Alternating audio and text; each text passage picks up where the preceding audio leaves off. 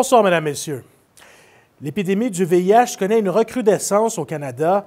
Une hausse alarmante de près de 25 des cas a été signalée au pays en 2022.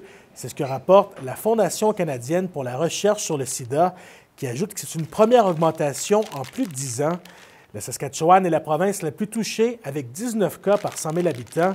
La Fondation croit qu'il est possible de mettre fin à l'épidémie nationale du VIH d'ici la fin de 2025.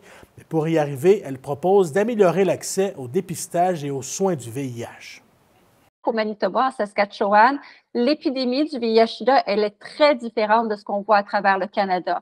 Dans une province comme le Québec, l'Ontario, c'est les hommes qui ont des relations avec les hommes qui sont le plus touchés, là, qui ont le plus haut taux d'augmentation.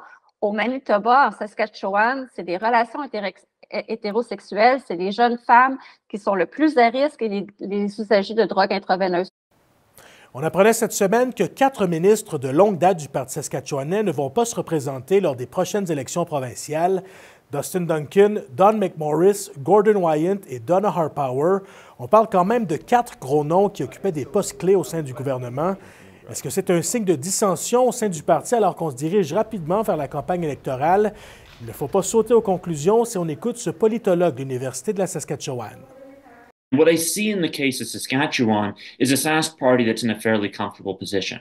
So this doesn't look to me like a case where MP or MLAs or cabinet ministers are leaving a party that's in trouble, and suggests to me that this may be a case where the individuals just saw that there wasn't much more they could do in government and perhaps wanted to move on to other things. Ce soir, c'est la grande finale du football américain. Des millions de téléspectateurs à travers la planète vont avoir les yeux rivés vers le 58e Super Bowl. Notre journaliste Pierre-Olivier Nadeau s'est intéressé à ce que des Franc-Saskois avaient prévu pour la grande soirée. Le coup d'envoi de la grande messe de football est à 17h30 et les amateurs de cette soirée l'attendent de pied ferme. Mais c'est vraiment une soirée relax, c'est pas trop, parce que si le match est serré, ça devient un peu plus intense, mais c'est semi-relax pour regarder ce grand événement-là, parce que ça arrive bien qu'une fois par année, comme ils disent.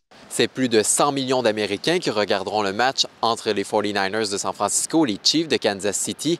Tout comme nos voisins du Sud, il s'agit d'une occasion de se rassembler en famille et avec les amis. On essaie de toujours garder l'esprit que même si on ne connaît pas le football, c'est toujours un sens d'être comme famille, puis de jaser, puis juste avoir du fun. Pour pimenter cette soirée, Ryan Leblond a préparé son traditionnel questionnaire où les personnes qui suivent peu le sport peuvent participer.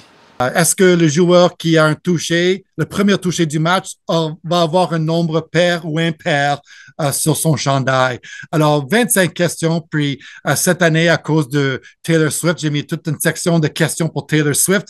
Alors, mes enfants adorent ça. D'autres personnes qui suivent moins le football vont tout de même regarder le Super Bowl en raison de l'ampleur de cette soirée. Le final, il est tellement intéressant parce que il est quelque chose que tout le monde est intéressé d'attendre et les spectacles, la production, la mise en scène, elle est vraiment admirable. Cet événement sera très chargé du côté des restaurateurs. Au téléphone, le propriétaire de Big Wings, un restaurant à Saskatoon, il indiquait qu'il s'agissait l'une des journées les plus achalandées de l'année. Il reste maintenant à voir si le face-à-face entre les deux équipes se conclura comme le Super Bowl de 2020 où Kansas City l'avait remporté sur un score de 31-20 contre ces mêmes 49ers de San Francisco. Une victoire qui permettrait également à la formation de Kansas City de réaliser le rare exploit de remporter 2 Super Bowls en 2 ans. Ici Pierre-Olivier Nadeau, Radio-Canada, Saskatoon. Hockey Saskatchewan veut faciliter l'accès au sport dans la province, notamment pour les nouveaux arrivants. L'organisme estime que le principal obstacle à l'heure actuelle demeure le coût qui est relié au hockey. Hockey Saskatchewan croit aussi que notre sport national peut parfois être trop structuré. Son directeur général déplore qu'on ne voit presque plus de jeunes jouer au hockey dans les parcs.